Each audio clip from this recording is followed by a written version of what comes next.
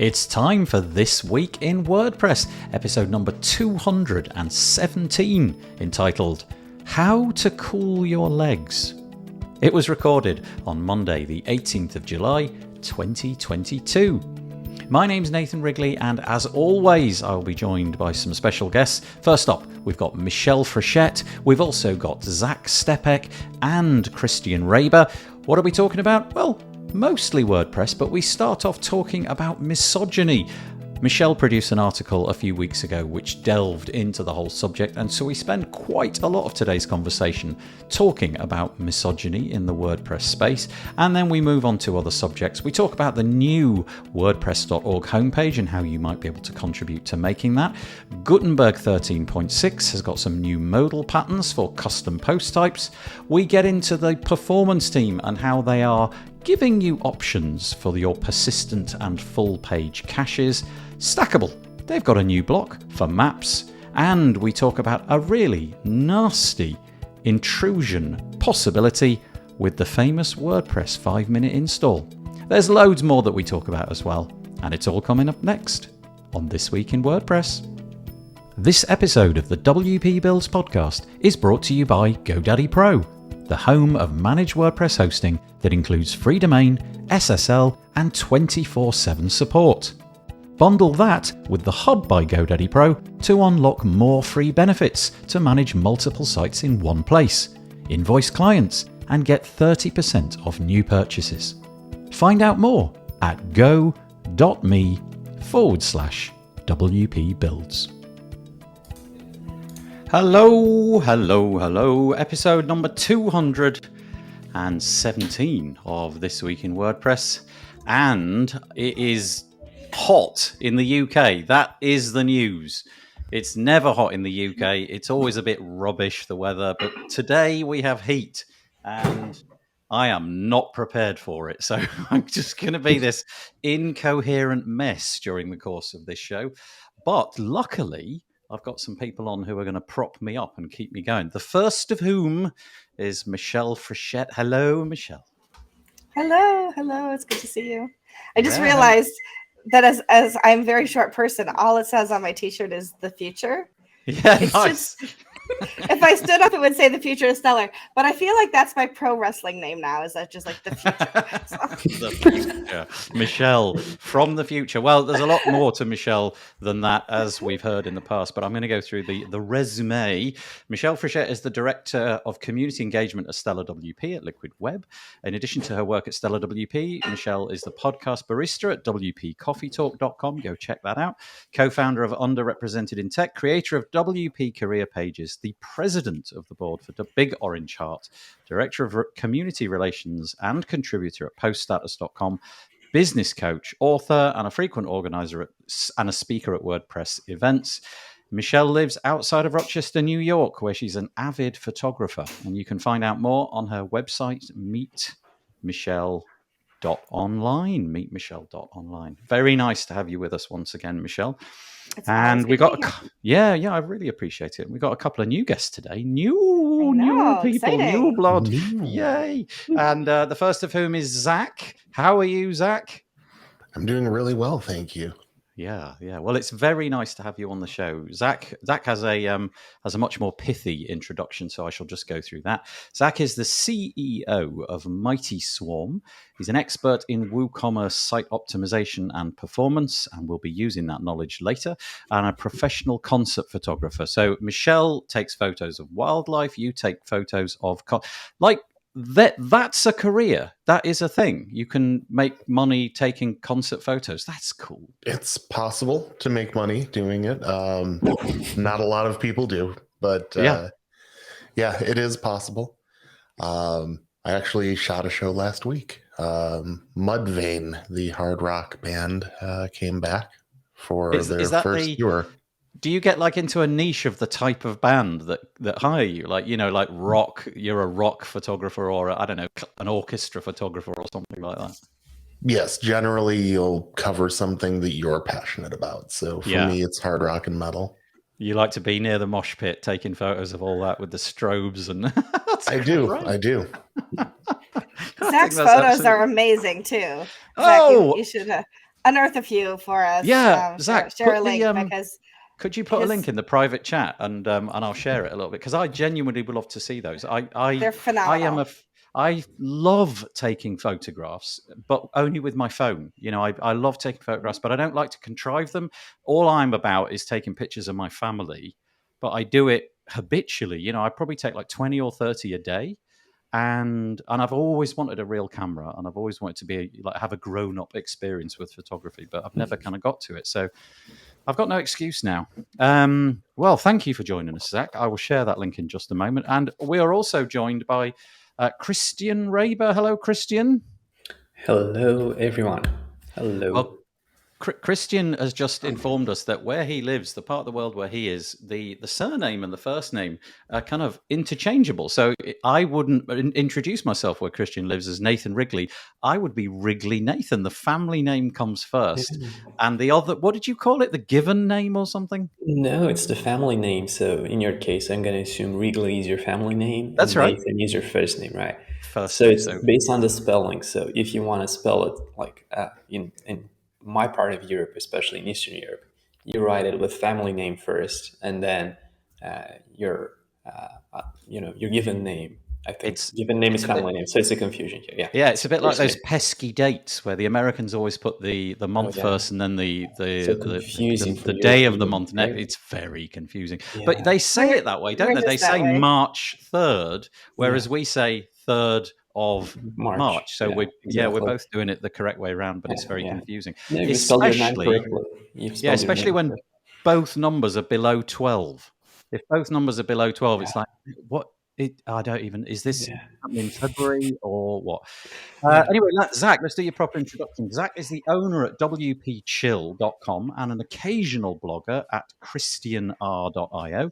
Christian has been working with WordPress for over 10 years and has built or acquired a collection of plugins that are being used by over 500,000 active users, all while managing a remote team.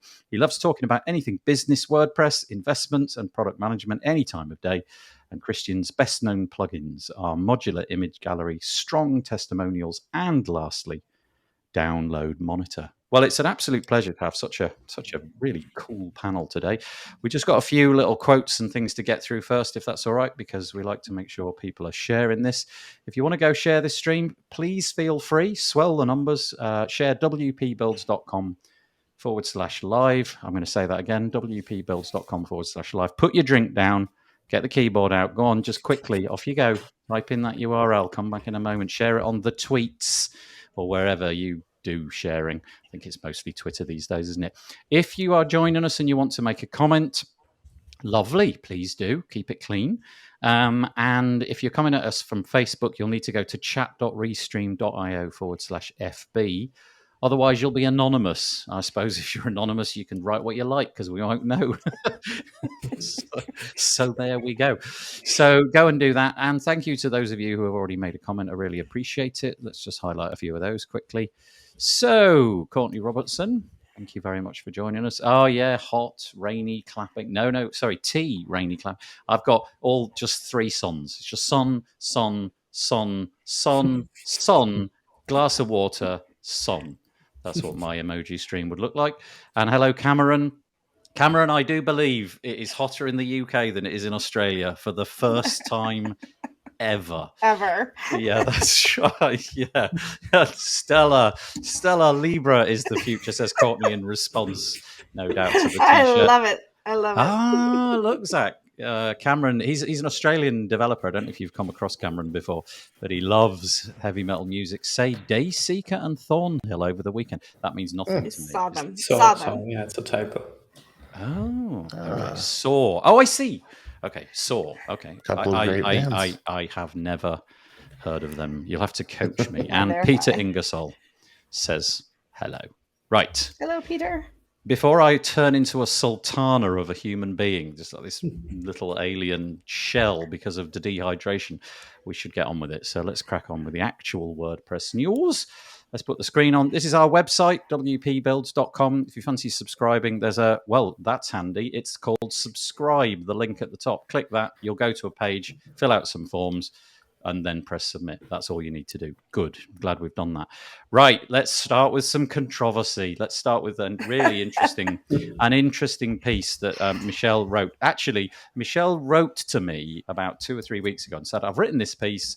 Can you mention it in the show? And I said, I can mention it in the show, but I'd rather wait until you're on next. So it's not exactly a new piece, but it is an important piece. But we thought we'd have Michelle on it. Now, it's all about misogyny. And just let me point out that there's 3 of us, 3 males, and there's Michelle. So first of all, slapped wrist for Nathan for not doing very well on that point.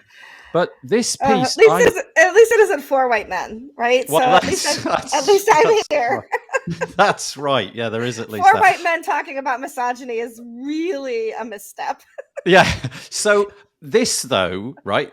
I had to read it a couple of times because, honestly, Michelle, I didn't get that this sort of stuff was going on. So you've written this piece in response to basically the volcano has erupted. It sounds like you've been sort of like this swelling of misogyny going on in the WordPress community has been bothering you for a while. And eventually the dam burst. And you've included some, what I can only describe as horrific things that you've seen online. Yeah. I will post the link in the show notes, but it's over at poststatus.com, and the article is called Misogyny in WordPress is Real. And just poststatus.com / and then that title with hyphens in between the words, basically. Yeah. And oh my Lord. I mean, first thing I've got to ask, Michelle, is this like fairly typical? So yes and no, right? So obviously the examples that I've put in, I put 4 examples in the post, and those are probably at the level of the most heinous that I've seen. Okay. If I were to write a post and say, oh, this guy said he instead of they, or he instead of she, everybody's just going to roll their eyes like, oh, get over it, Michelle, right? So if I bring to you, and there are more than 4 examples. I limited myself for the length of this article. It isn't like there's only ever been 4 examples of men behaving this badly. And quite honestly, there are women who are misogynists as well. I will say that quite out loud. There are women who have defended this kind of behavior. There were comments on the blog by women who are like, just learn to live with it, I think is what they said, and just ignore it and move on. And if I want to leave this world a better place for my daughter and my nieces and whatever progeny comes after, then I can't just put up with it and move on. Being somebody who really cares about human beings, I want to leave this place a better place. And so pointing out that this behavior happens is one way of helping others realize that it's everybody's responsibility to create a safer space for everybody. And that, of course, includes women and non-binary people.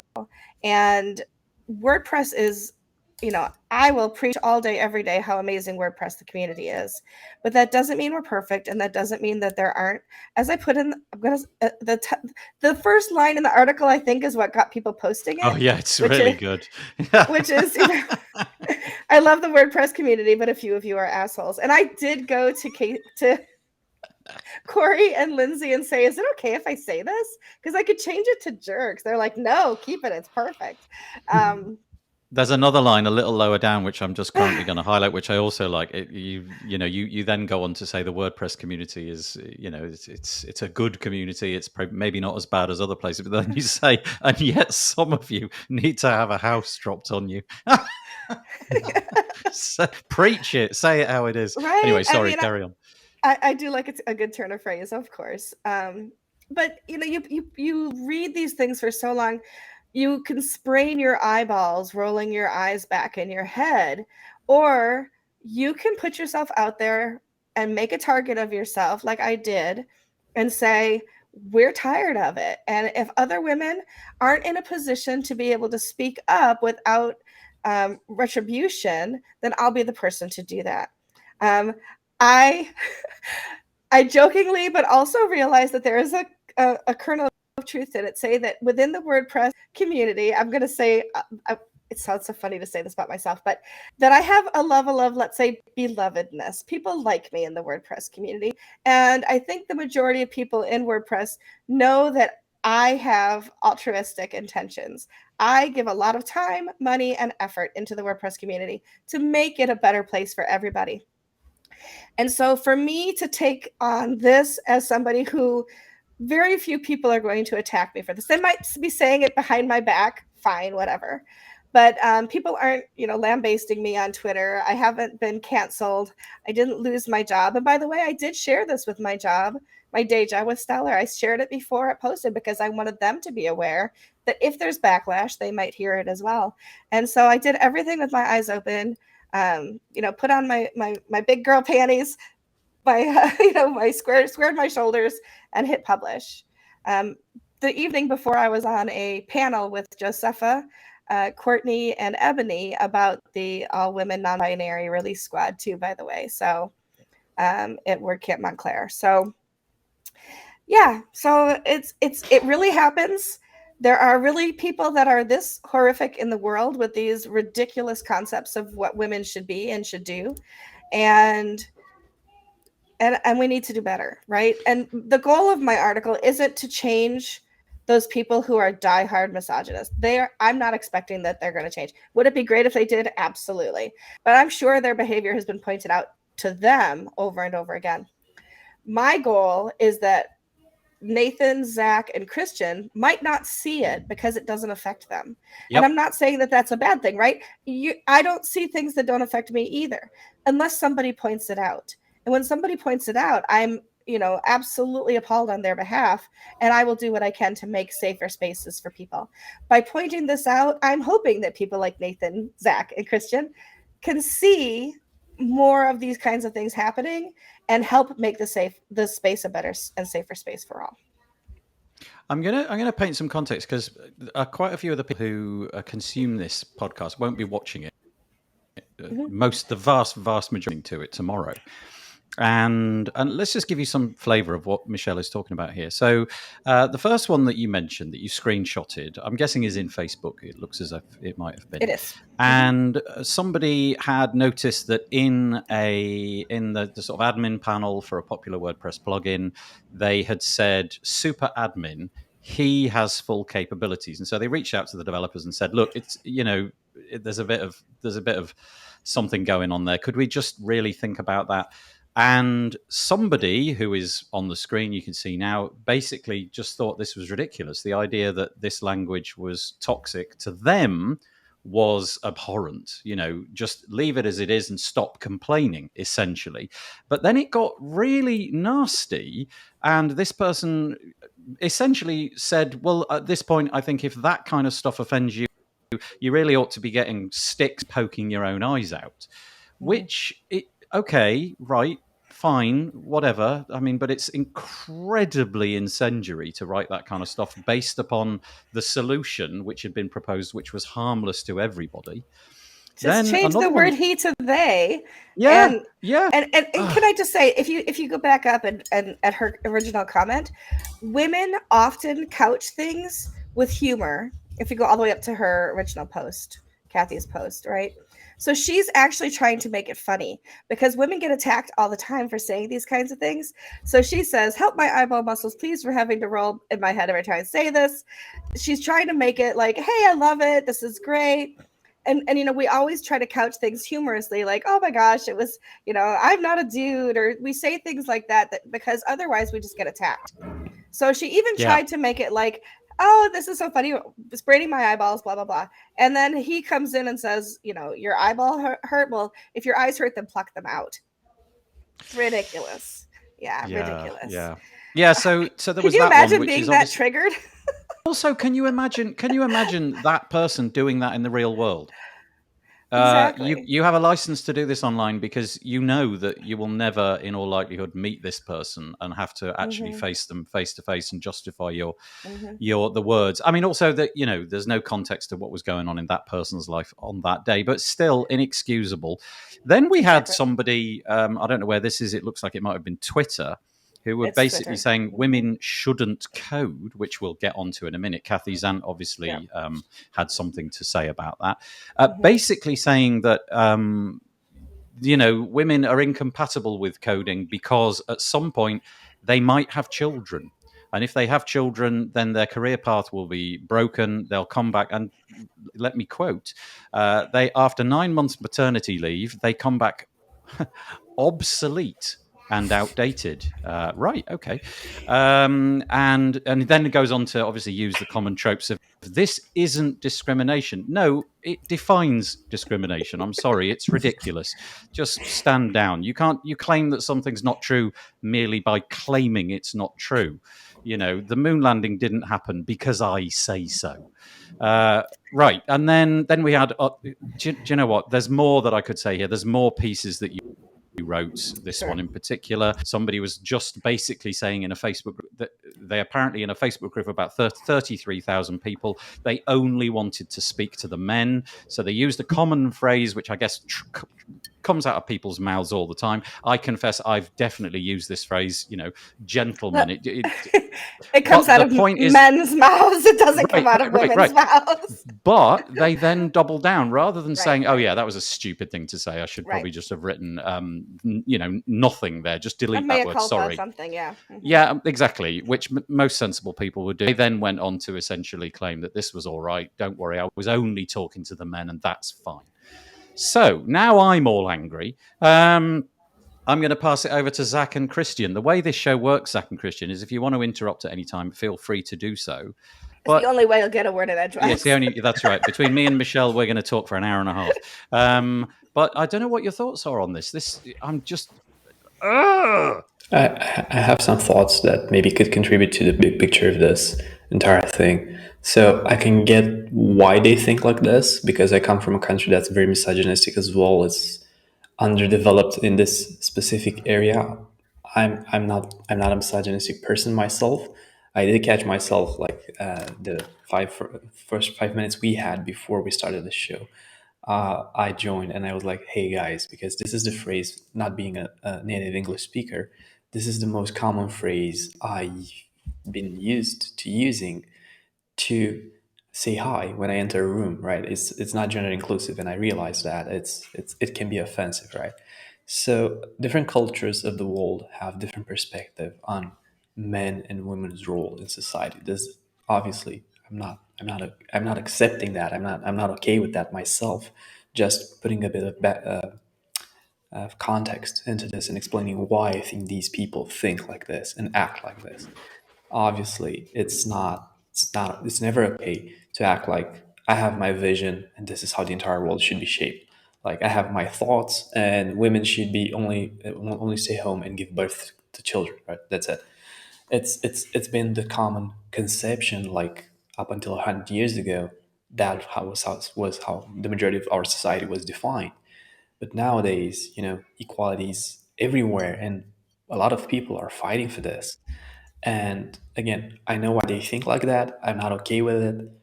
I just think that it's going to be impossible for them to change their points of view, no matter how much anyone tries. It doesn't matter if it's a woman, even less if it's a woman, because they won't listen. Even if it's a man, it's just a cultural thing, and until the entire culture around them changes, they won't accept this change. Different cultures, different ways of looking at life, and the society around us. I won't name cultures around the world that I know specifically are very misogynistic. Just won't name them, but I know they exist, and hopefully, you know exactly the cultures I'm referring to. That's a really interesting point. Maybe one to develop at another date. But I'm going to pass it over to Zach for his thoughts on this. So it's really difficult for me to see things like this because it's so not who I am, right? And I try to be as inclusive in the language that I use as possible, and I slip up. I say things that are, more gendered than I intend, or I just say dumb things sometimes. That happens. But it's very difficult for me to see something that is so pointedly just rude to, 51% of the world. Yeah, and this isn't the only area where we see this kind of gender discrimination in tech. It's not mentioned in the article, but equal pay has been a giant fight for years, and so much so that um, there have been things up to and including lawsuits in the community for this, right? Mm-hmm. Mm-hmm. And so it's a really important thing to make sure that as company owners, as members of the community, as people who have a voice that people listen to, that we use that to make sure that we bring the community together and not tear it apart. And so comments like this, like these that are mentioned, they serve no purpose but to further divide. And I can't stand that. And quiet the voices, basically try to shut them up because they don't think their point of view is, valid. Yeah. Okay, so a couple of things that I want to add in at this point, maybe three, probably two. The first one is tech, Michelle, and I'm going to ask you because I think you've probably got a broader perspective on it. Is tech uniquely bad? So, as an example, if I walk down the high street where I live, and shops left and right, left and right, left and right, it would appear that the balance there of people working in those kind of environments, it seems more or less to have balanced out over time. And I'm sure that 100 years ago that would have been a different picture. But I wonder if tech is curiously imbalanced for reasons that I don't understand. I think tech is imbalanced. I think it has a lot to do with our STEM majors, our STEAM, it's the science, technology, engineering, Right. Math areas that have typically been encouraged for men, but less so for women. I graduated high school in 1987. I graduated 21st out of 321 people. And yet my guidance counselor discouraged me from going to college and told me I should stay home and be a mother. Right. And that was a woman telling a young woman that in 1987. And you would think 1987 is not like the dark ages. It isn't, like, oh, only women could go to typing school, nursing school, and be teachers, right? So, I mean, I've got a master's degree, all but dissertation and a doctorate. I clearly have what it takes to be an intelligent person working in any industry that I choose. And I am by far not the most intelligent woman I know. So it's asinine is what it is. And I think it's been a gatekeeping attempt to make sure that men are the ones that profit. Men are the ones that control. It's always about money and power. And if you keep money and power with white gentlemen, then they will continue to have the authority in government. They will continue to have the authority in business, and they will continue to have the authority in those homes that believe that. And so it's definitely an issue beyond technology, but the tech industry, I mean, think back to like the making cars. I mean, technology isn't just computer technology, right? Technology is everything realistically. I mean, technology goes as far as, making vacuum cleaners and kitchen gadgets, right? And the fact that women aren't even traditionally haven't been part of those things, even though we've been the biggest consumers of them because of the way that our society groomed women and young gentlemen to go in opposite paths growing up. It's crazy. I don't even know what else to say about it. I've got a few anecdotes to throw into that before I'm going to ask my second one. And the first one is that we have a family friend who has they're a year in. They're now doing a computer science degree at a really prestigious UK university. She is the only female on the course of many hundreds, and we talked to her about this. And if you rewind, it sort of goes lower. You go back a few years before the university application process. She was the only one doing the combination of the sciences that would get her onto that course. In other words, there was some filtering happening at the school level, which meant that there were very few females who wished to go into those sciences. And she knew for a fact that a lot of her friends and colleagues would enjoy this kind of career, but it just got filtered out until there she was by herself. And I think, as far as I know, enjoying the course, having a great time, will come out incredibly well qualified. But the mechanisms of society seem to have made it such that it would have appeared less interesting. So that there was that thing. And then the other thing I wanted to ask was, I wonder how much of this is like a social media thing. So we're talking about it because of these horrors that we're reading. I don't mean that the problem is a social media thing. I mean the fact that it's been, people are willing to say this stuff. They're basically willing to say things which are unsayable in the real world because they know that they live behind that prism of, well, anonymity, basically. I have no idea who those people are that you've mentioned. I'll never see them. They'll probably never get to say this stuff to your face. So there's a couple of things there. What's really interesting is that there are a lot of comments on that blog post. There were a lot of comments that we didn't publish because they were published, and I didn't not publish them because they were antagonistic. Clearly you can see I published antagonistic comments, but they were john@example.com. They literally anonymized themselves. If you're going to attack me, at least say your name, right? So not only are you misogynist, but you're a wimp. Yeah, they're afraid of the potential backlash of the community. Yeah. Well, then they should keep their mouth shut and stop typing the things they want to type. Say who you are, or just go away. Yeah. So the curious thing about this is there's obviously no way that the four of us sitting here talking about this is going to solve this problem. But I just thought it was a really interesting article. And Michelle, you said right at the beginning that you three, and I am definitely, you were absolutely spot on. I don't see this stuff for reasons that I don't know. Those kind of comments never make it my way. I don't tend to associate in the real world with people who would behave like this in the real world. And for some reason, the way that Facebook serves things at me and Twitter serves things at me, I don't see it. So I was genuinely surprised by the level of ire and stupidity, frankly, that was visible. And I hear it all the time, Twitter's poison, but I don't see it because it just somehow doesn't get through to me. So that was a point well made. A couple of comments come through about this. The first thing was Daniel Schultzsmith. Hello, Daniel, saying that he enjoyed your article and he thought it was great. Getting back to the original he comment right at the beginning when we started talking about it. Can you imagine, Peacher says, Peacher Neri, hello Peacher, if she had been used instead? Yeah, that would have been interesting. How that reaction, she shall be. Yeah, it would have been interesting because then it would have been portrayed as you're bending over backwards to be politically correct or something like that, no doubt.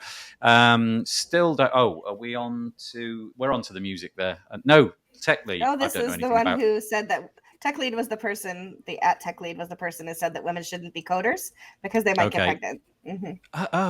Right, yeah. And then Daniel carries that on. Tech Lead was fired from Fang, which I've never heard of, for his abhorrent rhetoric and being a bad developer in general. Okay, there you go. He can only make a name for himself by putting others down. Well, we know that characteristic in life, don't we? Courtney, WordCamp 2009, one of only 4 women present. Okay, so some sunlight, possibly.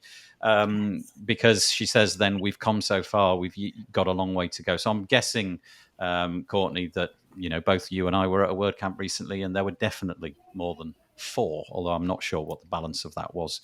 And then Peter Ingersoll, it's one thing to make a mistake, learn from it, and try to do better. It's a completely different thing to double down on the bad and be offended and defiant. Empathy and learning should not be so hard. Yes, we live in 2022. We ought to try just to be. I mean, it still boils down to culture, right? If you're not taught empathy towards women as you grow up, you're gonna keep repeating that same mistake without, even thinking about it, second guessing your intentions behind it, and you're gonna stand your ground every time someone challenges your opinions on the matter. You're going like, no, this is the reality. I've grown up. This is the entire world I know. He or she looks out the window, right? And he or she, sees his concepts being applied to his society, the society he lives in.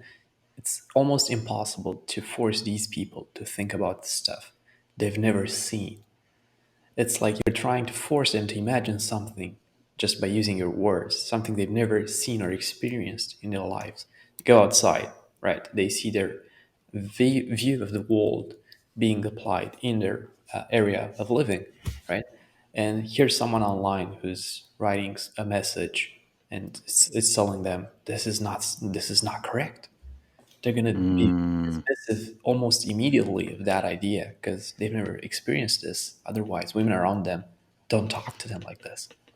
That's a curious point, and one that I hadn't really figured on too much. And Michelle and I probably both live in culturally very similar countries. I would imagine that there's slight differences around the edges, but broadly speaking, the politics is quite similar, and the ability for people to and the legislation surrounding this is quite similar. So I'm imagining it's the same for Zach. So good point, Christian. I can add a note to this. So the entire thing revolves around more developed societies, where if you look at a society's needs as a pyramid, you've kind of fixed all the ones at the bottom, which are usually have access to clean water, clean air, equal jobs for everyone, good enough. You can live above the poverty line on minimum wage. And these are bigger problems for certain parts of the world, like Eastern Europe, specifically the part I'm coming from, which is Romania, where people don't even have time to think about these. Like they haven't even been able to fix the basic problems at their level. Like they constantly focus just on getting by every single day, right? Right. But those aren't the people who are actually taking to Twitter and attacking women. Right. So it's an entirely different group of people. Yeah. This is my culture. But what I'm trying to say is more developed countries have started thinking more and more about being more inclusive, because they've already managed to fix all the basic problems. So they're now moving up a tier, right? I've moved from Romania to Lisbon to Portugal. And in many ways, Portugal is so much more developed than Romania on inclusiveness, way more developed. In other ways, it's surprisingly poorer than Romania. But in so many ways, it just proves that even though they're poorer and they might not have access to higher education as much as Romanians do, they still manage to live a happy life and just be overall friendly and understanding and patient with people around them, because their culture is very different than the one we have back in Romania. So that's a huge difference. They grew up entirely different, and one of their core values is family. Sorry. Yeah, I think that's a really interesting point that has never really permeated into my head before, the whole culture thing, because obviously, to some extent you are a product of your environment. And I get what you're saying, Christian, in terms of, you're not excusing it. You're just basically saying this is maybe, if you look back, maybe this is a cause of it. And it's curious, really interesting. Anyway, I was deeply annoyed by the piece. Oh yeah, don't get me wrong, it's annoying. Yeah, really annoying. And there's a couple of people in here making some fairly thank you, by the way. FANG. Okay, FANG. I should have spotted it. It's an acronym, of course. FANG, Facebook, Amazon, Apple, Netflix, Google. I get it. Facebook user, whoever you are. Christian has the most soothing, calming voice. Of course he does. He's got a company called WP Chill. It's obvious now. I get it. So also Daniel saying, Christian, the folks making these comments are from industrialized nations and know better. This isn't a culture thing. And I'm not sure, Daniel, that's the point that he was trying to make. I think he was trying to make the point that in some cultures it is more difficult, even though in these cases, these individuals are just ignorant and inexcusable, aren't they? So yeah. Anyway, I'll let you and Daniel fight that out on Twitter. And anyway, I just wanted to mention that Kathy Zant was so she was in awe of your piece, I think is probably the best way to describe it. And I want to raise a piece which came from it. It was called Women Should Code, and it's at kathyzant.com/women-should-code. Which is Zant.com. Sorry, Zant. I apologize. Yeah, just Zant. What a nice URL she got there. Oh, how I would love to have Wrigley.com. I suspect a large chewing gum manufacturer bagged that long before I got it. Anyway, she's written this piece about the fact that she has noticed similar trends, and the fact that she's been the recipient of this, and makes the point that she's just as capable as anyone else. Stand down, basically, but go and read it in its entirety, because, you know, like the friend of our family, you know, she's an epic coder by all accounts, and yet is, you know, faced with the problems that the industry is going to give to her. Right, let's draw a line under that one and move on. So totally different subject. Now we're back onto WordPress, the code and the software and so on. WordPress.org. It needs a homepage redesign, and they are looking for some ideas. Apparently, it hasn't been changed since 2016. A lot has changed in WordPress since 2016. That, of course, I think was long before Gutenberg was even like the kernel of an idea. But now that's all baked in. And I just wanted to mention it. If you're interested in this, you can go and give your opinion about it. You can get involved. They've got some ideas around what that new design may look like and so on. But some curious ideas jumped out. And this, I think, is cool. One of the people commenting, I can't remember whether it was on this piece or a ancillary piece over at WP Tavern written by Sarah Gooding, but somebody suggested, wouldn't it be a great idea if the homepage featured a bunch of patterns that you could then just use on your own website? And I thought, yeah, that's kind of cool. Just show off what's possible. So the page is looking a bit out of date. If you're interested in getting involved in that, you can, and I will put the links in the show notes for tomorrow. I don't know if Christian, Michelle, or Zach, you've got anything you want to say about that, but if not, I'll just move on. I think the interesting thing about the Project Kickoff post is actually Matt's comment on it. Right at the bottom. Right. I saw that. Yeah, right at the bottom. A couple of days ago. Do you want to read? Shall I just read it out quickly, or? Yeah, go for it. Yeah, so he said, this should take a week or two to launch, not months. And the most interesting part will be the stats and the feedback after launch and the subsequent iterations we make from there, not a long process before. The /news redesign took criminally long. I thought that was an interesting choice of language. We have a lot of .org to redesign and a lot of accumulated cruft, for example, the navigation right now. We can't take too long on any one part. Right, carry on. So I just thought it was very interesting that was, you know, his take on how quickly these things should be done. I think he's right to a point, but I also think that planning makes things take 2 weeks rather than the other way around. Not planning makes things take longer sometimes. So I was curious what the rest of the panel here thought on that, if he's right, or if we just need to plan and do this, you know, the longer yet possibly more effective way.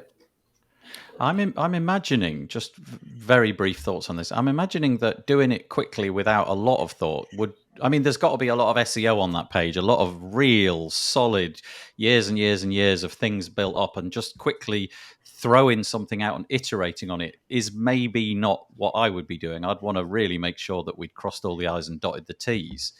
But yeah, I do like the idea of moving things quickly. But 2 weeks, 2 to 3 weeks seems really, really quick for a property such as WordPress.org, which, you know, it's got to be in the top couple of hundred website visits on Earth, I would have thought. Anyway, sorry, Christian or Michelle? Michelle, please. Well, clearly it's not like they just thought this up on the 16th and are going to implement it in 2 weeks. So there's been some forethought already. I don't know what that is and how much. I won't say planning, since clearly that's not the word we're using, but there's definitely been some forethought about it and what should go into it. Also, I am a strong proponent of done is better than perfect, because if you are seeking perfection, it will take forever. And we know that we hate when things take forever in WordPress, especially. I love Cameron's. Cameron says, I'd be curious to know when the last time was that Matt actually built a website. But I'm 2 weeks ago, apparently. Yeah, apparently. I like to build a website overnight. I'm one of those people that'll just like sit up and take 12 hours, finish it, and be done, or at least mostly done. And so, I could see some of the benefits of that. Yeah. Christian? I just think that you can kind of feel Matt's frustration with how slowly things have been moving in this, with development. Like, all the plans they had for Gutenberg are way, way delayed right now. And he's been, popping up on Twitter or anywhere basically public in the past few weeks with kind of a bit of harsher comments, and it's kind of it kind of feels like, okay, let's ship this. Let's do a basic version first and iterate on it based on feedback, which is the it's my personal way of doing things as well. First we break things, then we ask for apologies, right? Move really yeah. Yeah. Should first ask Yeah. questions later. Yeah. Totally out of context, I know. Just um, but the idea is like they've spent so much time in the past iterating, asking for feedback, right? And at the end, they just shipped a version that the community was not happy with, and they had a lot of pushback from the community, and yet they were like, no, yeah, we spent so much time on this. Let's just just keep it live like this. Instead of that, like how about we spend less time in the initial phase, just ship it, and then like do small increments, small updates on a page based on community feedback. So at least we're hearing their ideas and thoughts and actually working on this to make sure everyone's, not everyone's, but the points that Yeah. actually matter are being. More waterfall than more agile than waterfall. Yeah, Like imagine exactly. the stakeholder on the sort of agile product, maybe just like one or two people in a committee room. This it's like millions of people with their own opinions on what it should look like. Of I'm course. sharing the design aesthetic. If you've looked at, I think if you've looked at like Josefa's blog and various other places like Gutenberg, you'll see this creeping in, this blue and this font, and I have to say I really like it. I think it's really nice. It definitely looks different to anything else I've seen, which in this day and age I think is really hard to achieve. The first time I saw that blue and that font on a WordPress site was a bit, ooh, okay, that's curious. So I think they're going in the right direction. But yeah, for my part, I always like to slow things down to get this right. But yeah, Christian, let's go for the agile approach. Let's throw it out there and see what the community thinks. Over here, we've got somebody, Facebook user. I'm not sure who you are, but 2 weeks is too short, in my humble opinion. It sounds rushed, and it will most likely be in that case. Yeah. That doesn't mean Okay. it's going to be bad. Yeah, just quicker. Yeah, well, like you say, the fact that Matt used words criminally, it took a criminally long time. I think it is pointing to the fact that he would like things to Move faster. go quicker because the timelines are definitely getting pushed back a little bit. Okay, thanks for all of your thoughts on that. That's the same piece, basically. Okay, very quickly, nice new feature. Gutenberg 13.6 has now got a pattern modal. So basically, when you create a new custom post from a new custom post type, then you're going to get the opportunity in Gutenberg 13.6 to choose a pattern from a modal, like a full screen modal that pops up, which is kind of nice. I like this way of doing things. I've always liked it in things like Elementor and all those page builders where, start a page, click a template, in you go. Just seems like a really nice way to make a quick start. So that's coming soon. Again, sorry, I'm rushing because I realize how much time we've got left. If you've got anything on that, just jump in. If not, I will move on. It's moving on time. Okay. Right. Anne McCarthy got in touch. She wanted me to mention that the full site editing call for testing has arrived. It's number 15, category customizations. And I'll quote to keep it brief. This call for testing focuses on what on the surface feels like a common task you might have done in the site editor, creating a new template and applying it to some posts. As you go through the tasks, well, you can read that bit for yourself. But basically, if you're interested in testing out the full site editing, they're onto categories and what templates bound to categories might look like. So in other words, if you go and you have a post with a category of WordPress, you could create in full site editing, hopefully in the near future, a template which will deal with WordPress categorized posts. And they want to check this out. And there's a whole bunch of instructions, the process she wants you to walk through and then give feedback to on the end. I don't suppose anybody's got anything, so I'm just going to crack on. Right. Okay. This is Zach's wheelhouse because it's about performance, the performance team adding persistent object cache and full page cache to site health checks. Whenever somebody says object cache, I faint. So I've managed to get through fairly easily at this point. To quote, in the near future, WordPress may be able to provide better caching recommendations for site owners because the performance team contributors are proposing 2 new site health checks for persistent object cache, swoon, and full site page cache. The Performance Lab plugin, which is a version 1.2.0, has both in a state the team says is ready for merging into core. Quite a few comments on this piece, but I'm just okay.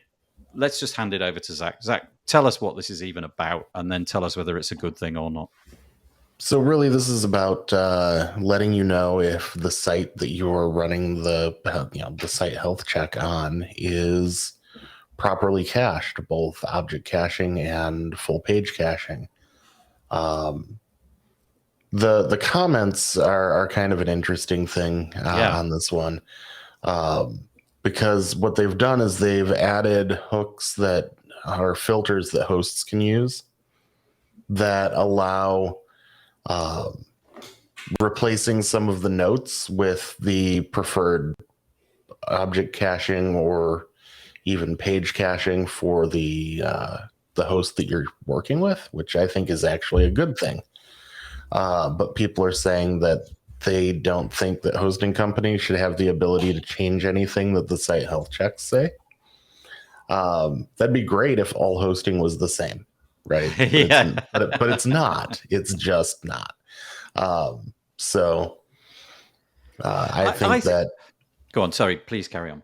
I think that them being able to go in and put something there that helps people on their platform, if it's called out as being a recommendation from the host, right? If there's something there that says your host says this in addition to, that would be probably the best of both worlds.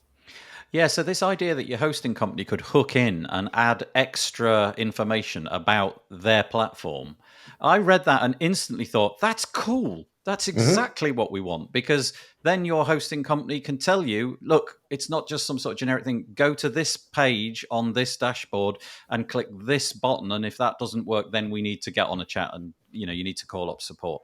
And I just thought that was really cool. And then the first comment says hosting companies should not have the ability to fiddle with site health checks. And then I started to think, I wonder if it's like, can you imagine hosting companies like dropping advertising in there or just something really nefarious like that?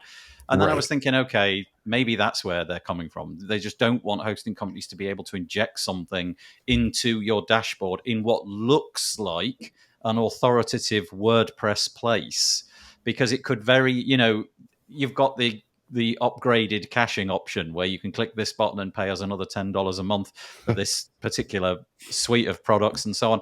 And so I got that. So I'm wondering, maybe that's what the concern was about, hosts getting in there and putting messaging that really doesn't do the user too many favors, but does them some favors for their bottom line.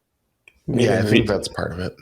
Maybe I'm reading this wrong, but couldn't hosts just hook into those filters and just change the output message, making it look like, we're doing all these things here. Everything's fine. Don't bug us about it. Don't worry about it. Your site is running absolutely perfect. So I'll give it some context. So this is from Sarah Gooding's piece on WP Tavern, where she's quoting Manuel Rodriguez, who is from the performance team, who said, and I presume she's quoting, hosts may, a few details about the way filters might be used. Hosts may want to replace the notes to recommend their preferred I can't even say it. Object caching solution. Hosts may want to replace the original link to WordPress documentation with their own guide link. Well, in that way, they are completely open to advertising if it's just a link, I guess. It might not be in the site, but they could easily create a beautiful landing page. Hosts or site owners may want to bypass thresholds and force suggestions or filter them to determine whether to suggest use of a persistent object cache. Developers can filter the threshold below with which a response time is considered good. Most of those seem like sensible options to me. I guess my concern is that somebody just decides to abuse it. But yeah, that all just seemed on the face of it. It's like all these things, it's a sensible idea, but you've got to think about the abuse bit, because if it is abused, it suddenly turns out to be not a good idea. Yeah. Okay. Anything on that, Zach? Any more to add, or have you had your bit? So the one thing I will say is that it does look like the notes are actually just a variable being filtered. So it looks like you can just add text, possibly a link.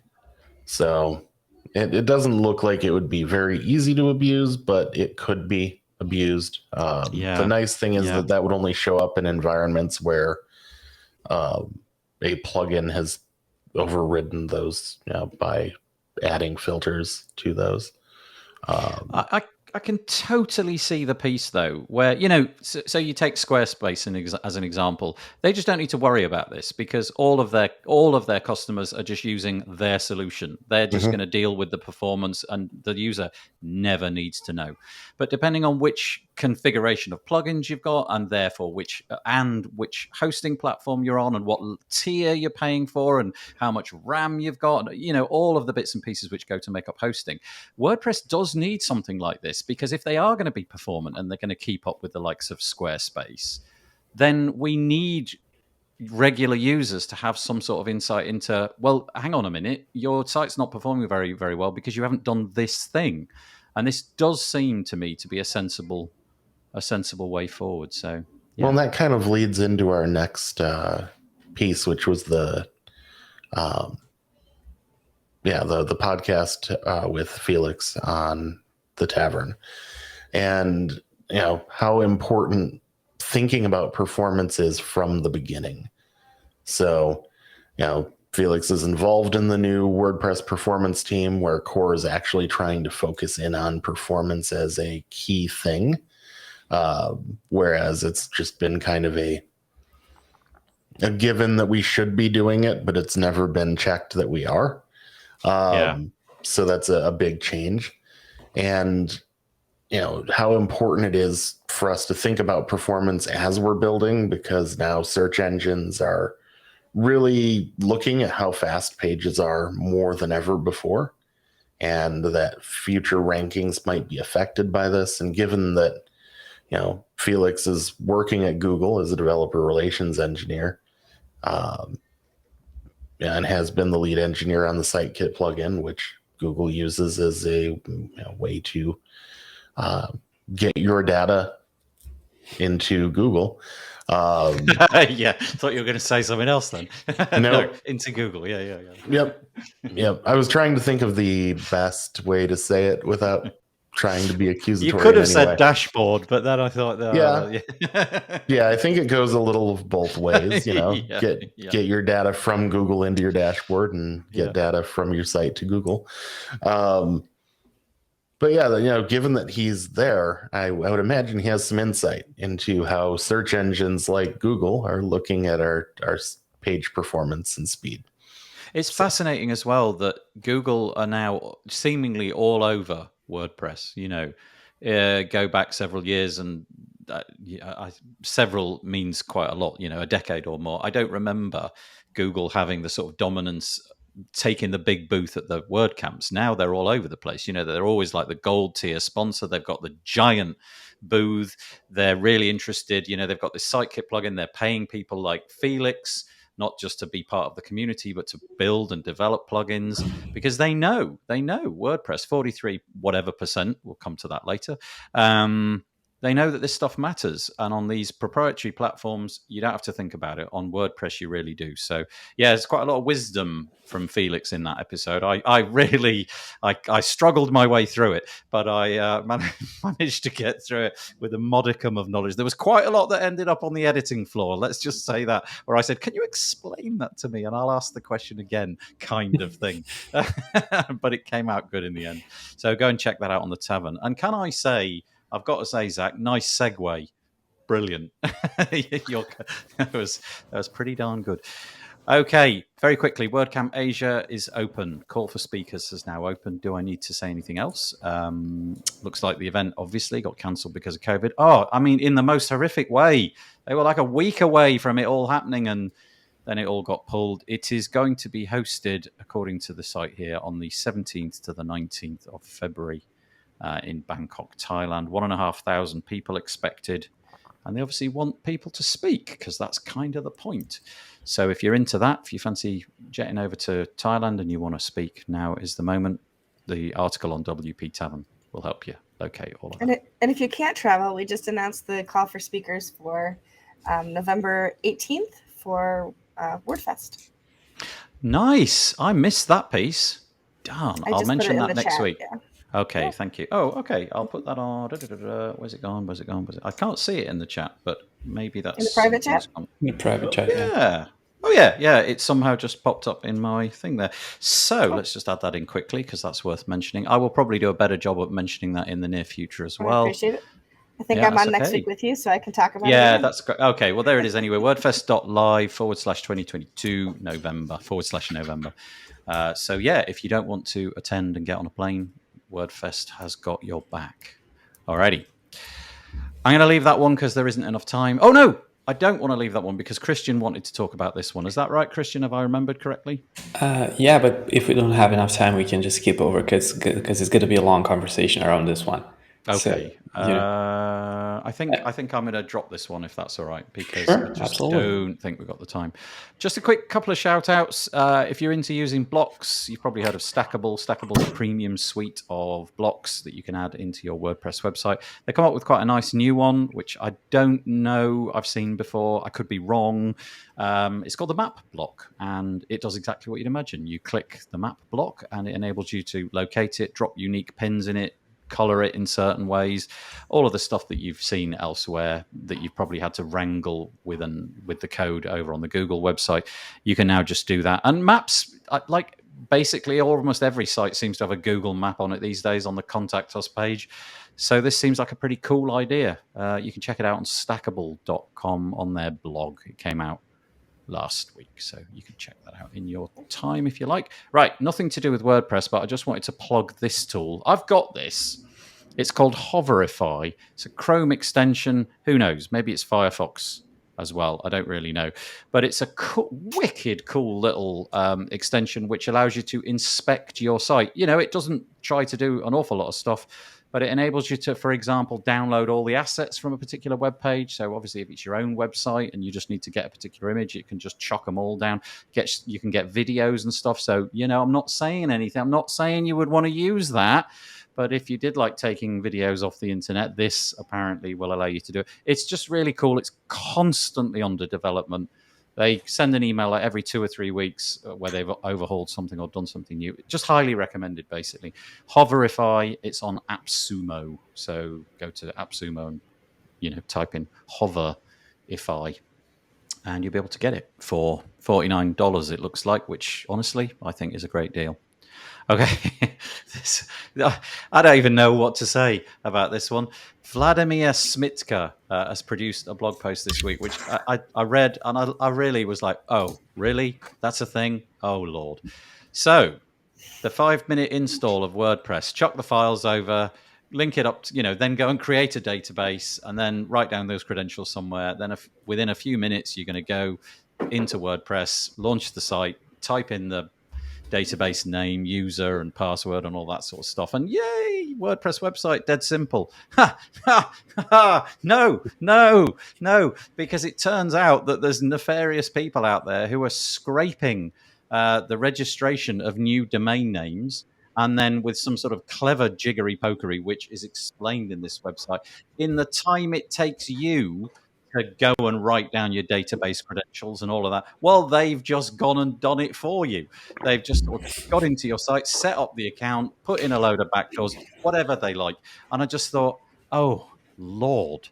So now it needs to be the famous 2-minute install or the famous 12-second install, or we need a different install process altogether. Or I guess you could just use your hosting company, which might just do all this, in a few milliseconds. But yeah, I just thought this was absolutely fascinating. I'm not really explaining it very well. It's worth a read. But I suspect that Zach has something to say about this. I could be wrong. Yeah, so this is why I don't make sites live until I'm done with making sure that things are secure and taken care of like that. A lot of hosts, when you create a new application or a new site, they take care of these steps for you. So that's a helpful thing. If you're doing it on your own, just make sure that you don't have the installer open to the world until you've gone through the process. That's the easiest way to avoid this. I guess the problem here is that, like, for the nerds listening to this podcast episode, they're going to be able to go, yep, yeah, okay, that makes sense. We won't do it that way in the future, or we'll mitigate it somehow. We'll read around the problem and figure it out.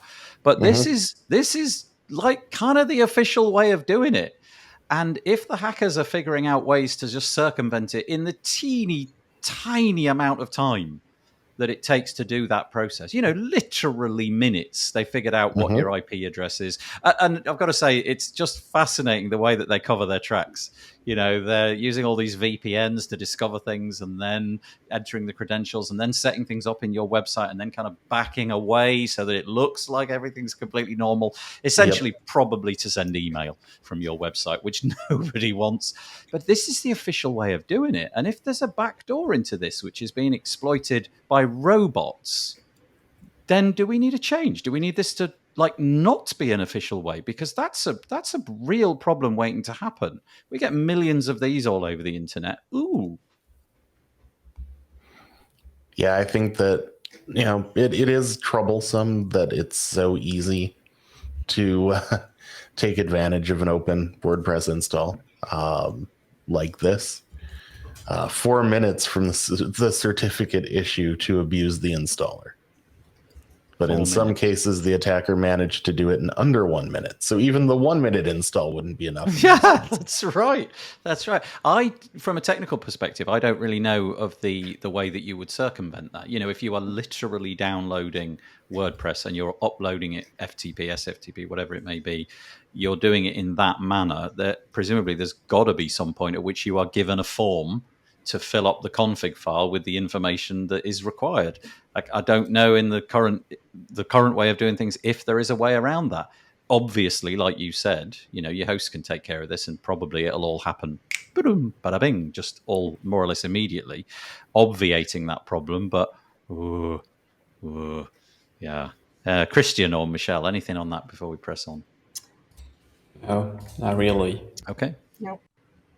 All right. Anyway, just be careful out there. If you've got a new WordPress website, just be careful. That's all we're saying. That's all we're saying. Okay, jobs. We sometimes mention that there's jobs around, and this week I came across the fact that Lifter LMS, they have a web developer job. If you like writing code, they're hiring a web developer to write new code, evolve existing code bases, and accelerate the Lifter LMS engineering function. You can go and find out about it. lifterlms.com/web-developer-lifter LMS. I think you're wearing their shirt today. Yeah, I am. Can I just say, during the course of this episode, I've made a really fascinating breakthrough about how to cool down. And it is this. You put your legs out under the desk and you just gently rotate like that. And my lower half has just dropped by about 10 degrees centigrade. It's absolutely lovely. My top half is still like I'm in a cauldron. But the lower half it's really feeling good. So there you go, hot tip. Quite literally, hot tip. Cool tip. Yeah, very good. It comes. You can find this hot tip over at WP Chill. Oh my God! It's all happening this week. Oh my goodness. Oh no, we're plumbing new depths. Okay, you may or may not know, but automatic. I'm going to say automatic. I think it's automatic. Anyway, the Matt Mullenweg in some way is the custodian of Tumblr. And there was an interesting podcast which I listened to this week over at TechCrunch. This has got nothing to do with WordPress, but I just thought it'd be quite an interesting debate. We have Matt Mullenweg making the claim that he thinks that Tumblr can be better than Twitter. And I just think, okay, if you'd said that to me 6 months ago, I would have said, no, not so much. Nobody's interested in Tumblr. But I wonder what with Elon sort of poking around and now backing away and everybody seeming to be questioning whether Twitter's going to be around in the same form that it will be. Is there anything in this story? Does anybody use Tumblr for anything at all, ever, anymore? Or is this just him trying to trying to make something out of nothing. I don't know. I don't. Well, the younger generation spent a lot of time there, and then the not safe for work stuff went away. Yes. Yep. That's what I'll say. Yes. Made a lot Yeah. of people sad. Yeah. Yeah. I just can't see it. It just doesn't feel to me like a place which is getting any traction at all. I mean, I've used it, but it feels to me like it's like a bit of a MySpace. It got to the point where if it's not the thing that everybody's using, it very very quickly, it just stagnates and nobody's going to be sort of hanging around in there. I can't see myself installing Tumblr for love nor money, to be honest. I think the point he's trying to make is that with Twitter moving into the long form content game, Yeah, and Tumblr getting Gutenberg and all the goodies that have made WordPress such a great publishing platform, they're essentially building out a better publishing tool yeah. than Twitter is or ever will be. Right? That's the difference I think he's making here. Otherwise, just making it as popular as Twitter, given where it is right now, I think it's going to be a really horrible uphill struggle. Yeah, because it feels to me as if the only interface that I mean, just to get this out of the way, I am the most lousy Twitter user. I really am. I'm unable to understand it in most ways. But the only interface I want is a text box and a keyboard. I don't need the flashy, the grids, and I don't need the containers and the groups and all of that. I just want the ability to type some text and maybe throw, an incendiary GIF in, because that's what Twitter is. It's like this very quick in and out. Don't think about it too much, as Michelle can attest to the lack of thought platform. And it's not really about long form publishing. I don't know. I just wonder if we're eating the WordPress They think it is. lunch. So Twitter think it is because they've got a lot of creators in as an audience, right? Building up huge follower numbers, sorry, on Twitter, and then they're linking to their blog post. They're like, and if you want to read more, just go to my website here and read this blog post where I've wrote a 5,000 word piece on it. Now Twitter is just trying to take people away from going out of their platform and keeping them there, right? Yeah. It makes sense in a way, especially with the acquisition of Review. They're trying to go after Substack now, so basically just create a long form content and lock it behind a paywall, all on Twitter. So you don't need a website now. You don't pay for hosting. You don't have to fiddle with SEO settings. You don't have to install anything. You don't have to worry about security. You don't have to worry about anything. It just works out of the box. It's just one platform, right? It's just one Yeah. place to have it all Yeah. for you. Easy to get money from other people. They've introduced monetization. It's easy to connect with your audience. Everything lives there. You've got built-in analytics right now, so it makes Well, a lot of sense. history shows that he's pretty good at, turning platforms into giant successes. So Yeah, what do I know? But yeah. Oh, anyway, there we go. Tumblr. Let's see if any. Let's come back to this story in literally 6 months' time and see if there's any change. sure. My guess. Well, I think we know what my guess is from everything that I've just said. Okay, Michelle, you're up. We got the LearnDash piece. LearnDash. I've got the LearnDash website up here. Yep. The LearnDash Cloud website. Tell me Yes. about this. So LearnDash Cloud is a way for content creators, course creators, to launch their content and their courses without having to already have a WordPress website. LearnDash Cloud is better than SaaS because it actually continues to use WordPress, but for anybody. It comes with, you get your site, a WordPress site with LearnDash pre-installed, and you just start creating your content right from there. So it's brand new. We just launched it last week. We're still working out, those just launched issues and questions and answering questions people have. And it's brand new. It's fresh off the presses, and we already have people creating courses with it. So it's very exciting. So is it a rock up, pay your money and click some buttons and you've got yourself an LMS? Everything's taken care of a la WordPress.com kind of thing. You've Yes. got to bring the material, but all the other bits and Right. pieces are done. We don't create your curriculum for you. No, You still that would have be to do that really part. good. Just click here to spin up a photography class. No, it doesn't That's look right. quite like Yeah. that. Maybe someday, but not yet. It's coming. It's coming. So it's a basically done for you solution. But it's still leveraged with WordPress, so you can throw your third-party plugins and whatever else it is that you've been. So let's say that you've built your website in, an alternative content management system. You can still have LearnDash by linking through to your coursework on your LearnDash Cloud website. This is cool. So when did this actually launch then? Last Tuesday. Nice. So it really is new. Let's have a quick check on the brand pricing, new. shall we? Yeah. Okay. So $199 per year per site. You can see on the screen all the bits and pieces that go in. Okay. So if you double that to $399, you're going to get 10 sites per year. And if you are some kind of like Uber school, like a university or something, you can go unlimited. You double it again. Okay. Right. That's not one course. That's a site with as many courses as you'd like to create. Right. This pricing model, it just always fascinates me. The idea that you go from 1, double it to 10, double it to unlimited.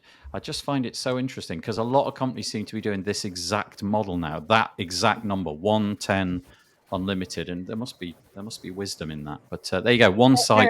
There aren't a lot of people that need unlimited, right? So yeah. I mean, it never is. I mean, if it was unlimited, we'd literally be consuming the Earth's resources. But 1, 10, or unlimited, there you go. Learn and remember, that includes your hosting. I mean, we're hosting it too, so it's everything. Yeah. Well, that doesn't. That's if you flip the switch on the pricing page to full site, then you'll see the cloud. Got it. There we go. Thank you so much. Sorry. I apologize. You were looking at the plugin. What a fool I am. Right. Okay. Here we go. $29 per month for the cloud hosting. So new, in fact, is it that both me and Michelle didn't spot that there's a toggle at the top. Luckily, we've got Zach along for the ride, and For launch, it's a monthly. We're going to be moving that to annual fees very shortly. So this is your opportunity to get in at that price. Thank you. Very nice indeed. Yeah, cool. Yeah. Okay, let's move on. This one is going to be coming back to Christian because he's thrown this one on. This is from a website called Get Ellipsis. They're a website specific WordPress marketing agency, and they've got this thing this week called the Launching the Weather Report. WordPress is down 10.4%. I've got to say, Christian, I read this and then I read it again and I still didn't get it. So explain it to me. So I read it 3 times before I could make sense of it. Oh, damn! One more. You're not the only one, and I kind of intuitively knew what they're trying to say, or at least assumed what they were trying to say, and yet I couldn't figure it out just by reading their piece. So it looks to me like they're trying to build a tool, and they're building the bits and pieces right now. And the first piece they've built is this algorithm. It's internal, right? And it kind of measures the health of the entire WordPress space, but not as we've been used to measuring it in the past, like Yoast's famous yearly reports with WordPress's, WordPress is going up, WordPress is going down, WordPress is stagnating in terms of growth, which is another story for another day. Long story, anyway. Yeah. Yeah. And the way they've done this, it's so confusing. It confused so many people on a post at a Slack channel. They're not open sourcing the data. They're not telling us where they're pulling in this data, how much data they're pulling in, what exactly is being included in this algorithm. Like, when you're looking at an SEO algorithm, Google gives you a list of 200 plus factors they look at and tell you, here's a huge list of things we look at when we determine the quality of a website or a web page. And in this specific case, you know nothing about it. You just know that something is down 10.4%. Yeah. From what I've gathered is like they take all the data, all the keywords they monitor for the clients, even the keywords that they haven't used for that client. So imagine they do keyword research for your project, right? And they take this list of keywords they come up with and pass it through their AI, and are left at the end with only a handful of keywords they deem are good to go after because you have the highest chances of ranking number one. But they plug the entire list into a database, and then they monitor all of these keywords. That's how they ended with 100,000 active keywords they monitor, plus volumes from ad budgets that their clients spend. And they somehow aggregate all this data. And according to them, all of this aggregated data is down 10.4%. That's the bottom line. How that's useful to you or applicable, I don't know. Yeah, because I was thinking to myself, last year I bought 4 cushions. This Yeah. year I bought no cushions. So Cushions are I'm kind down. of Yeah, cushions are cushions down. Absolutely. across the planet. They're all Yeah. down, Yep. and that's all the data. And it said, I didn't really know what to make of this. I mean, I saw people linking to it all over the place, and obviously, 10.4% down. Oh, Yeah. good grief! We need to really re-examine our relationship with WordPress. And I thought, but what data? What on earth is this about? So, what did you glean that there was anything meaningful in here, or was it just okay? We've got some data. We're not going to tell you what it is, So but it's down. I think I can summarize this as the idea is good, the execution is not. Got it. The idea is good. They're trying to set themselves up as an authority in this space where everyone just goes every quarter to check in on the WordPress health, right? So just go to their web page, tool, whatever, where they're going to host this specific report. And they can always help you get your numbers up because they're marketing agency, they're the authority in this space. But otherwise, at the end, just reading this, it's so confusing. It just feels rushed, like they worked on this for so long that at the end of it just says publish it, and we'll see what Right. happens. Yeah. All that works very hard on the data, but the last little Yep. mile, the Yeah. communicating of what that data actually means was, we'll see what they come back to. I will link to it in the show notes because we've been speaking about it. So it's over at getellipsis.com. I don't think it's Maybe. a bad thing, by the way. Just Yeah. think it's very confusing. That's it. Yeah. Well, we'll find out. If next year when WordPress is down exactly 10.4% on Yeah. every They metric, predicted it. Yeah. we'll be like, good Lord, they are good. Yeah. Falcon AI is the technology that they're working on, and it's consuming data from all over the place, but we don't know where. So let us know where the data is coming from and what you're doing with it, and maybe we'll be able to make more sense of it. Very last piece, because the time is fast running out. We've got 2 minutes left, but Michelle, right at the 11th hour, wanted to throw, we don't do this very often, Michelle, an actual book. An actual book. Physical thing with real ink. I'm a bit I actually- suspicious about these things, to be honest. I actually pre-ordered it, so I'm looking forward to getting it very soon. But this is a book by Maddie Osman, who is, you may know who she is, has done a lot within the WordPress community.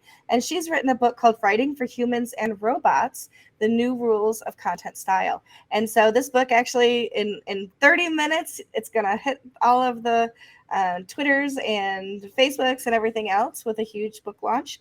But congratulations to Maddie. And very much looking forward to reading it. We're actually going to have her on Underrepresented in Tech podcast this week because she has a whole section on inclusive writing, which I don't think we've seen in very many books and things about content writing. So very excited to talk to her about that too. So congratulations to Maddie. And it's not expensive. Go out and pick up her book. Well, if you've got the Kindle Unlimited, which apparently is on my screen, it's completely free at the moment. So go and the paperback's going to be $12.99. Thank you for raising that for us. I did want to right at the beginning of the podcast. I said that I would link to Zach's Instagram account where he shows off all of his cool concert photography. There it is, Instagram.com/ZSTEPEC, Zach Stepek. And let me see if I can put that actually into failing me. Right, let me see if I can put that on the actual website. Let's have a quick look at some of your cool photography. Go Instagram. Will I be allowed to use Instagram if I don't have an account? Okay, yes. Only Just a use essential few. cookies. Oh, look at this. Oh, you are good. Thank you. And if told anyone you. from our panel, I'm talking to the two photographers we have here, need an image gallery solution, I can connect you to someone. Yay. Christian, we were going to talk about that. We haven't yet, so We haven't. I'll ping you over in Slack after Please my next do. meeting. Zach as well. Invitation is always open. I've got 3 lifetime licenses for you folks, so just hit me up. We'll definitely be Awesome. taking advantage of that. Oh, look, Yeah. this is what happens to me when I use Instagram. I It's- get that. I it's don't know if not I can. You can go a little bit and then you Can I lose get over yeah. it? Can I get over that? This is No, you great. cannot. Do you actually get time to listen? Yeah. So we're only allowed to take pictures in the first 3 songs of each Right. set. So we get the rest of the set to just enjoy and listen. And then, I'm in front of the barricade. So. Oh, you're in that little bit, that little gap where all the people who've got thrown out the mosh pit end up. Yeah. Correct. Yeah, that's safe Here's a zone. little- Yeah. A little known fact for you too, Nathan, is our eyes and our ears work at the same time. So no, I don't know how. Don't confound me with that. That's not true. I've heard this rumor, and it's definitely not true. But yeah, I can barely cope with standing up, let alone all that. What I really like about this is you've kind of like got a groove going on, haven't you? There's obviously a way of handling this, and there's like a certain art to it, and the lighting seems to be a big part of it. Yeah. Yeah. Zach is phenomenal with his camera. Wow. Thank you. Nice job. I'll put that into my into the show notes for tomorrow, and let's see what people want to make of that. So that's Instagram.com/Z, as we say, Stepek. So Z Stepek, and like I say, I'll link to it in the show notes tomorrow. Oh, I am actually hot. I'm freezing. I know. It's not fair. The AC is going crazy here. So. Oh, I see. Okay, well, I'll trade your AC for my hot, if possible. But thanks for joining us, Michelle Frechette. Thanks for joining us, Zach. Thanks for joining us, Christian. Now, Zach and Christian, I'm sorry to do this to you, but there's a humiliating portion of the podcast which is about to happen. And yeah, it's this bit. We've just all put our hands up and we just sort of wave for a few seconds, and then I can use that as the album art and give it a bit of that. Sure. Yay! That's it. The humiliating bit is over. We will be back next week. I wonder why you didn't start with that, honestly. Okay. Yeah. Just set the mood for the entire show. Warm everybody up. Okay. Yeah. I'll think about that. So Facebook user is Remkus, and he says, "Trust me, Nathan, you're not that hot." Oh, what? Yeah, honestly, I'm not. Well, all right, I'll put that on the screen. Yeah, he did say earlier that's me. Remkus, yeah. I didn't realize you lurked around in Facebook. That's interesting. And I am not that hot. I honestly, objectively, I am. If we're talking about the mechanism of heat, I'm very hot in every other sense of the word, ice cold. And on that bombshell, we'll be back next week. Take it easy. Have a lovely day. Bye. Bye.